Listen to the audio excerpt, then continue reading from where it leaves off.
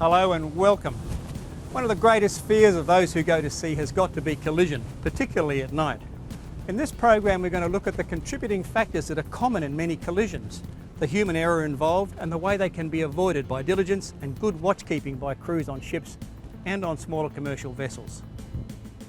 Safety is not only the responsibility of shipping managers, but also rests with every single one of us who go to sea for a living or pleasure.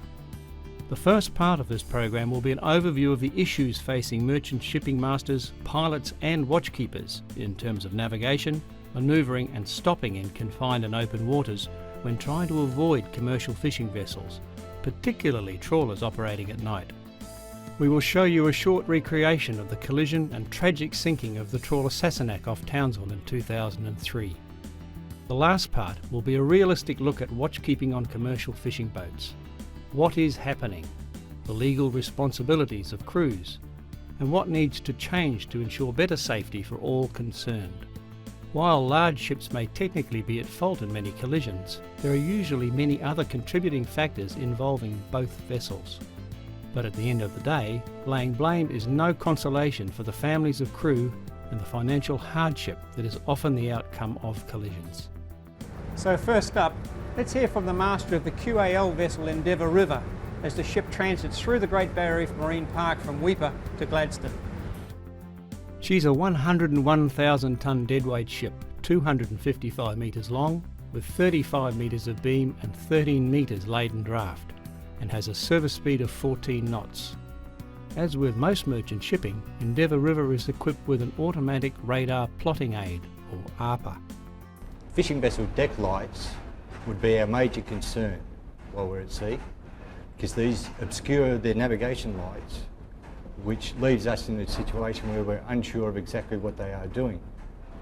Using an ARPA is well and good to plot the vessel, but due to the speed that the vessels are travelling at, the fishing vessels that is, and their erratic movements at time, an ARPA is unable to keep up with what's exactly happening, so the only way we can safely do it is by visual. Now, if we're unable to see their navigation lights, this visual we've lost as well, and this is when we start getting into dangerous situations. Another problem would be trying to contact the fishing vessels using VHF radio, and a lot don't seem to either listen or even have them switched on at all. If we were able to contact them on the VHF, we would then be able to ascertain what they intended to do and then try to give them a clear berth. Now, in the situation with this vessel, through the majority of the areas through the barrier reef, we're constrained by our draft. We indicate this during the night by 3 red lights in a vertical line, and by day we hoist a cylinder-shaped signal. Fishing vessels aren't required to keep out of our way, but what they are required to do in their best ability not to hamper us. If we have to get out of the way of a fishing vessel, we need all the time that we can acquire to be able to pre-plan and manoeuvre to go around and ensure that we still maintain a safe depth of water underneath us. VHF radio, using it on channel 16, would alleviate a lot of the problems that we encounter with having close quarter situations with fishing vessels. Our next trip is on the Texas. She's a 67,000 tonne roll-on, roll-off vessel which carries a variety of cargo worldwide. She utilises a pilot out of Brisbane through Moreton Bay, where a large number of commercial fishing vessels operate. I guess the biggest problem we have is maintaining contact with the fishing vessel. The working channel is VHF channel 12, and invariably when you try to call a fishing vessel, if she's causing you some issues, there's no reply. So we're faced with no alternative than to go through the stages of VHF communications channel 16 and invariably take avoiding action without knowing whether the fishing vessel knows anything about our position. After the pilot is dropped off near Mooloolaba, Texas works up to her service speed of 20 knots for her short trip to Sydney, under the command of her Norwegian master, Captain Johnny Sovik. There are a number of hot spots en route, including Cape Morton, Yamba and Coffs Harbour, where the captain has experienced a number of potential incidents over the years. The problem with the fishing vessel is that they increase the speed, they alter course, and if they maintain their course and speed until the situation is well cleared, it will be much easier for all of us. This is a big vessel and we're doing 20 knots and over that. To do a stop maneuver, it will take at least 15 minutes. I have to reduce pretty slowly. I have to have a speed less than 7 knots before I can come astern. The only thing we can do is to change course as early as possible, plot the fishing boat and take action as early as possible. All the fishing vessels, when they are in area with the traffic, they should know that especially the container vessels are doing good speed, 20 knots, even 25 knots. So if they plot a vessel on the radar on 6 miles, it takes only 10-15 minutes before you have a close situation. So then it's very important to keep a proper lookout and to plan your action as early as possible. It is better for them to keep the speed and heading unless they are on a collision course. The sinking of the trawler Sassenach was a tragic reminder of the dangers of commercial fishing. On the night of May 28, 2003, the 225-metre-long Panamanian registered bulk carrier Asian Nova was making a routine transit through Palm Passage in the Great Barrier Reef to the northeast of Townsville. The ship was carrying a full cargo, 60,000 tonnes of nickel ore from New Caledonia for discharge in Townsville. At 22:35, the ship cleared Palm Passage and the third officer, who was the officer of the watch, altered the course of the ship to 182 degrees. Some time after this, he observed both on the radar and visually a large group of fishing vessels spread out in front of the ship. Approximately an hour later, using the ship's ARPA radar, he identified a risk of collision, and at about 23:40 he altered course from the pre-plotted track by 10 degrees to starboard. This was intended to cause the ship, then travelling at about 11 knots, to pass astern of the closing trawlers. Some miles away, the 14-metre timber trawler Sassenach was trawling in a southeasterly direction at about 2.5 knots, with the approaching ship on her port beam. The deckhand saw the ship on the radar. At 23:50, the second officer arrived on the bridge to take over the watch. The second officer claimed that during the handover, the presence and disposition of the trawlers was not discussed. They were, nevertheless, clearly visible at that time. After the third officer left the bridge, one of the first actions of the second officer was to check the ship's heading.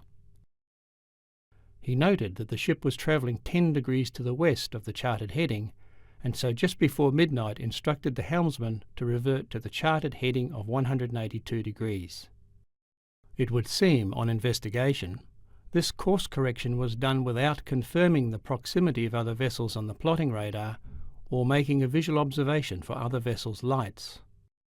When the Asian Nova settled on her new course, the officer on the ship's bridge became aware of an imminent collision and turned hard to starboard to try to avoid the trawler. At this time, the deckhand on the Sassenach went out on the port side deck and was horrified to see the ship about to collide with them. He called into the wheelhouse to warn the skipper, but it was too late, as the ship's bulbous bow caught the boat's trawl wires and the boat was dragged onto the port side of the ship's bow. Sassenach rolled over on its starboard beam and sank after making contact with the ship's port shoulder. The deckhand jumped clear of the trawler as it sank, but regrettably the skipper was unable to get out of the wheelhouse in time and was trapped in the sinking vessel. ATSB, the Australian Transport Safety Bureau, is Australia's prime agency for transport safety investigations. In their Marine Safety Investigation number 195 on the Sassenach collision, the report concluded: 1. The third mate's alteration to starboard just after 23:30 hours was insufficient to provide an adequate passing distance astern of the Sassenach. 2. The third mate's decision to make the relatively small alteration to starboard was made on the basis of information provided by the ARPA, but was not in accordance with the company's instructions or good watchkeeping practice. 3. The third mate had sufficient sea room to make a bold alteration. 4. The proximity of the fishing vessel at the change of watch meant that the third mate should not have handed over control of the watch until past and clear of the fishing vessel. 5. Neither the second or third mates follow the recommended practice nor company requirements of the ship's standing orders when handing over control of the navigational watch. 6. The second mate resumed the course marked on the chart before properly assessing whether it was safe to do so. 7. The second mate did not keep a proper lookout. 8. Interpersonal relationships were possibly a factor in the deficient handover between the second and third mates. And 9. The assessment by the fishing vessel crew that Asian Nova was passing clear was made on scanty information.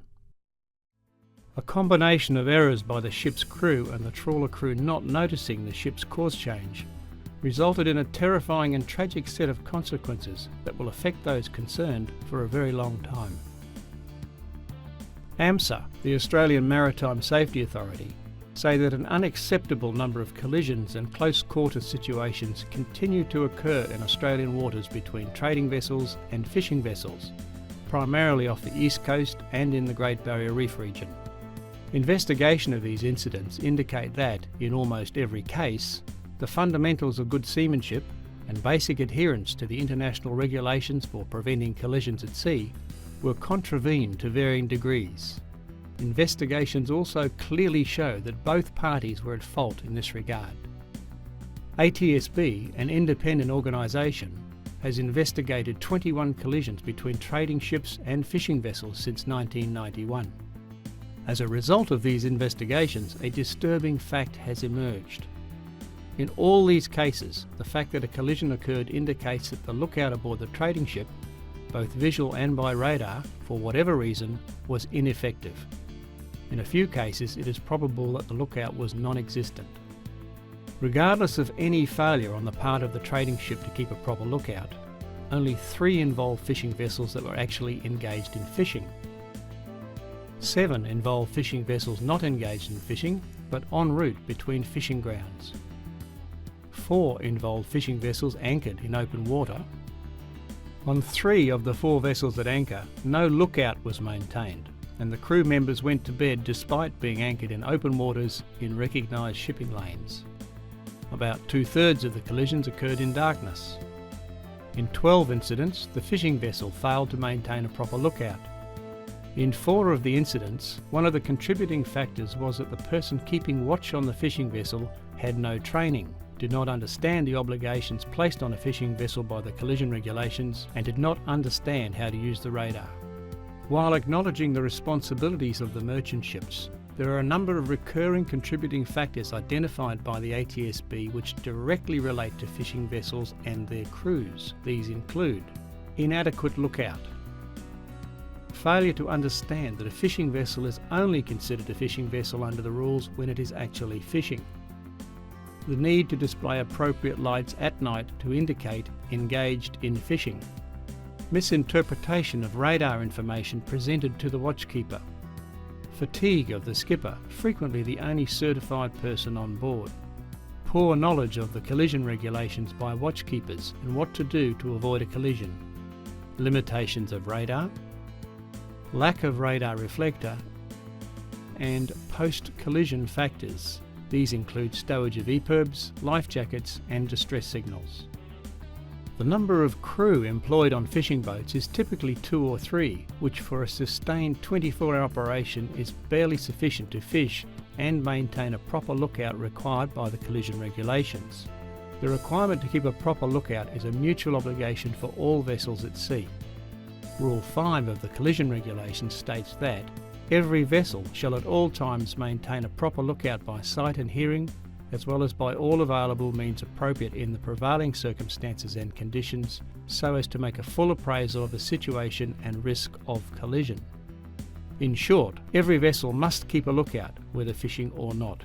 Analysis of collision statistics shows that fishing vessels are at risk not only when fishing, but more so when on passage to or from port or between fishing areas, when they are not considered as fishing vessels under the collision regulations. Every commercial master, both on small and large vessels, has stories of hits and near misses, and many of them go unreported, so the actual numbers of incidents is probably far greater than what is recorded.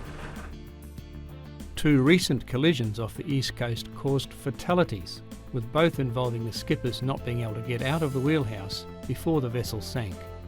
The ATSB has introduced a confidential marine reporting scheme that commercial fishermen can use to report near misses. This will enable authorities to build up a picture of where the near misses are occurring, and may also assist in their efforts to combat these types of occurrences. More information on this new reporting scheme can be obtained on the ATSB website. So let's hear what some fishermen have to say about the issues. Watch keeping on fishing vessels can be a bit of an issue. The fact that most boats have got small crews, they can be engaged in fishing practices on the back deck, which at times leaves the front of the boat basically unmanned. So you have to basically work between fishing out the back and driving the boat at the same time.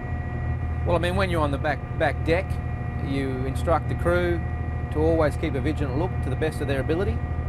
As the skipper, I frequently leave the tray to come to the front of the boat to have a good look, to make sure that there are no vessels in close proximity or approaching. So it's basically a combination of spending time out the front and as much time as is necessary, depending on the circumstances, at how much time you've got to spend at the helm of the boat. We're also trawling at very slow speed, so it's basically everything going on around you is pretty much happening in slow motion. That's not the case when you've got a ship bearing down on you at relatively high speed and you are unaware of what his intentions are. That can be a very daunting situation. The concern with ships is that quite often it's very difficult to communicate with them, and although we may certainly be watching them, in the back of your mind there's always some concern that they're not watching you and that they're not really aware of what you're doing, and quite often give the impression that they're not prepared to change course or alter their intentions to get out of your way. When you are engaged in fishing, showing the appropriate fishing lights and basically have right of way. When you call ships on 16, channel 16, quite often they don't respond. Probably 50% of the time they don't respond. And there are another probably 25% of the time where they do respond, where their English is that poor that you can't understand them anyway. So there is an enormous communication problem between fishing vessels and merchant ships. When you have a very small crew, 2 or 3 up, the hours are extremely long. We're trawling basically all night and then sometimes steaming for hours to anchorages or to new fishing grounds the following day. So it's difficult to get any sort of quality of sleep. There are circumstances and there are times when, without doubt, fishermen are not maintaining the correct watch, and a lot of the time that is brought about purely through tiredness. It would be better for the safety of professional fishermen if when fishermen do call ships, they're calling for a specific reason, to avoid a collision or to avoid ships going through their long line or through their gear. It's lack of manoeuvrability on our side because we can't help it. It's not that we want to, it's the way the gear is set and the way we're winching up. When we seek gear, we're looking at sort of between 900 and 1100 hooks, and it takes up about 30 nautical miles of ocean. The line's only 3 mil thick, but it sometimes moves up to say 10 miles, in, out, north, south. It takes about 4 hours to set it, 3.5, depending on how much gear you shoot. What we call soak time is just when we let the line soak, ranges from say 8 to 12 hours, depending on tides and weather. Weather has got a big factor out there. When it gets too rough, we just start hauling because, you know, conditions are unbearable, and I don't usually work 30 knots with this thing. Haul time takes about 9 hours. That's with good crew, depending on cuts and breaks. Total set time from the minute you start to the minute you retrieve, the last beat can be about 24 hours on a standard basis. Main problem is other ship crew speaking English. It's hard to communicate when they can't talk English back to you. There's 5 of us on the boat, 4 crew and myself. The whole 5 of us do watches. They're all pretty experienced. If we had better radio communications between us and the merchant ships, it'd make it a lot easier for us and them probably as well. And the issues are like they got to be more careful. Fishermen get tired a little bit too when they're trawling. They're like, they don't look at the radar. If you're tired, just pass it on to someone else, and every 10-15 minutes just check the radar, for anything coming up, because they come rolling quick, and when you before you turn, they're top of you and you can't do nothing, because they're not going to stop in a hurry. By the time they stop, you're down in the bottom. I suppose the main issue we have with merchant shipping is just a lack of communication. We'll obviously see a vessel coming from quite a long way away on our radar, just check their course, and we may sort of think that they're going to run over our pelagic gear because they sit pretty deep in the water. We're fishing pretty close to the surface. The majority of the time when you actually try and contact them to alter their course so that they don't run over your line, you just can't get hold of them. They don't respond on channel 16 at all. I find that if you do get someone that does respond to you, they're more than helpful to alter their course, by 10 degrees, just so that they'll stay outside your gear and not run over it, so you don't have to chase your gear all over the ocean at the end of the night. Another issue is the visibility of nav lights and stuff on the vessels. From the fishing industry, I think we all need to be a bit more aware of just which angle and how bright our deck lights are, because quite often we can't see each other's nav lights, so if we can't see where another fishing vessel's going, a foreign ship's going to have a lot of trouble distinguishing. And I think a lot of the fishing boats, the good operators, if there's shipping around, they'll turn off their boom lights as such, which point directly out the side, which obviously obscure your nav lights a hell of a lot more. And there's actually a bit of a problem with some of the shipping with their lights too. We've had ships we could only just spot their mast lights from, some of them you can't see till about 4 mile, which is pretty close to be only just spotting mast lights on a ship. The issues with maintaining night vision are a lot easier on our vessels than, say, they are on fishing vessels. So we do understand some of the logistical problems involved, but quite clearly, if we could come to a landing on a much better VHF listening watch on channel 16, and if they could also appreciate that we are not well lit and they have to visually maintain a better lookout during the fishing operation, I think it would improve things dramatically. With the communication side of things, I think we all need to be a little bit clearer with our positioning when we're calling, to raise a ship as such. I have seen a lot of confusion there with boats just calling in without giving their general position. One of the other issues would be watch keeping for sure on the vessels. I think there is a complacency kind of thing with some fishermen to put young, inexperienced crew on the wheel and not educate them properly. I think we need to educate our crew more and be more willing to, be woken up and be on hand to take care of the problem. As soon as we come south of Cairns, we're trying to call people that don't speak English 90% of the time, or they ignore you, or when they do talk to you, you can't understand them, you can't communicate. It'd be really good if they had Australian pilots on the whole east coast inside the Great Barrier Reef Marine Park with the trawlers are working, so we got communications between us. Reef Centre's told where the ships are at a certain time. Maybe they could broadcast that on 16 so we can all hear it and we can be aware and be on the lookout. And at least we'd know that they are on the way, and if they do stick to their channel, which they generally do north of Cairns, you could just get out of their road and be out of the channel before they come down on top of you. Yeah, watch keeping on a lot of boats, it's hard. You got 2 crew and forever running in and out of wheelhouses, keeping an eye on things, but on a lot of your bigger boats you'll find it shouldn't be a problem because there's a couple of crew and the drivers generally are on watch all night when we're working. They're watch keeping. How do we know if they are watch keeping, really? We call them and they're not talking to us, and we're sort of saying, well, are they hearing us?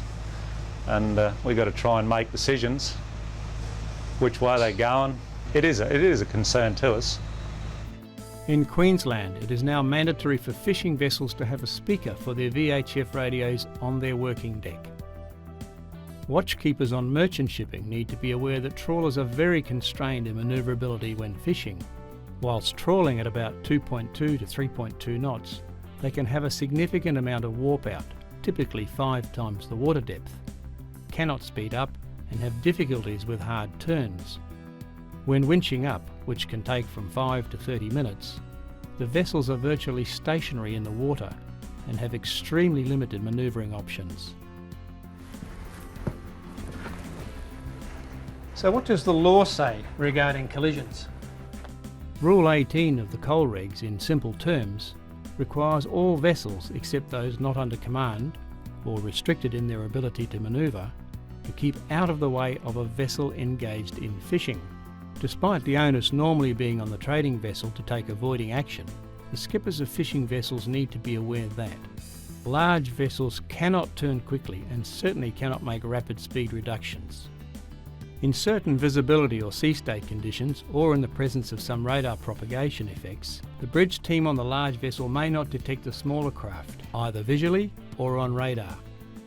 Large vessels do not have many people on the bridge, usually only 1 during the day and 2 during the hours of darkness. Rule 5 requires all vessels, including vessels engaged in fishing, to maintain a proper lookout by all available means. In this context, all available means includes hearing, sight and radar.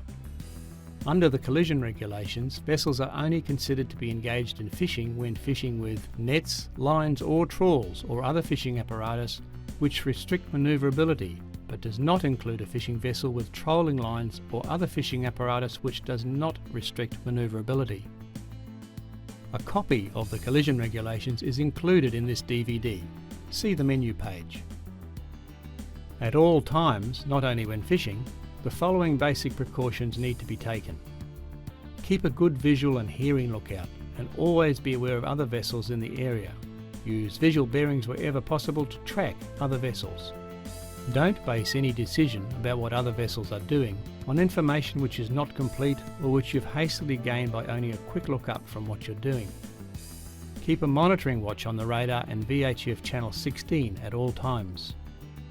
So that other vessels can see what you're doing with respect to course and speed, ensure that the required fishing or trawling lights and shapes are not obscured and that navigation lights are still visible to other vessels despite bright deck lighting. Ensure that the required fishing or trawling lights and shapes are utilised and turned off or hauled down when not actually fishing. Avoid erratic or unpredictable manoeuvres when a large vessel is in the vicinity, and be aware of the fatigue factor, not just for yourself, but for crew on other vessels. Some elements of Rule 8 deserve special consideration. Any action to avoid collision shall be positive, made in ample time and with due regard to the observance of good seamanship. Any alteration of course and/or speed to avoid collision shall be large enough to be readily apparent to another vessel observing visually or by radar, and a succession of small alterations of course and/or speed should be avoided. If there is sufficient sea room, alteration of course alone may be the most effective action to avoid a close quarters situation, provided that it is made in good time, is substantial, and does not result in another close quarters situation. Action taken to avoid collision with another vessel shall be such as to result in passing at a safe distance. The effectiveness of the action shall be carefully checked until the other vessel is finally passed and clear. You may think that a collision cannot happen to you. Experience suggests that accidents of all types can happen to anyone, so you may want to review your emergency procedures in the event of a collision. Flotation devices have proven to be a major life-saving feature, so if you haven't got a life raft with a hydrostatic release, your dinghy should be free of stored junk and stowed in such a way that it will float free in the event of a sinking. Another issue is the position of the EPIRB, or Emergency Position Indicating Beacon. Having it in the wheelhouse is a limiting option. Consider keeping your EPIRB in a grab bag. along with life jackets, maybe a portable VHF radio, flares, and possibly a SART, a search and rescue transponder. This needs to be kept outside the wheelhouse when you're at sea. A SART emits a signal that can be picked up by a ship or plane radar from 5 to 7 miles away. There's a big variety of life jackets on the market. This one's an RFD inflatable, very lightweight, packs up easy, very easy to inflate. Additionally, think about getting a 406 MHz EPIRB now. There's also another model that comes with a hydrostatic release, so it will float free if the vessel sinks, float to the surface and automatically activate. These types of digital EPIRBs are much more efficient than the older 121 MHz models, have better range and are much less expensive these days, and will be the only detectable type from 2009. EPIRBs take the search out of search and rescue. For us, it's very important to keep a good lookout and to maintain our course. So we give the signal to the fishing vessel that we are also maintaining course and speed. But the big issue for all of us is to maintain a good lookout. They just need to be aware that, we're there as well. We're commercial vessels as much as they're commercial vessels. They just need to acknowledge us a little bit more.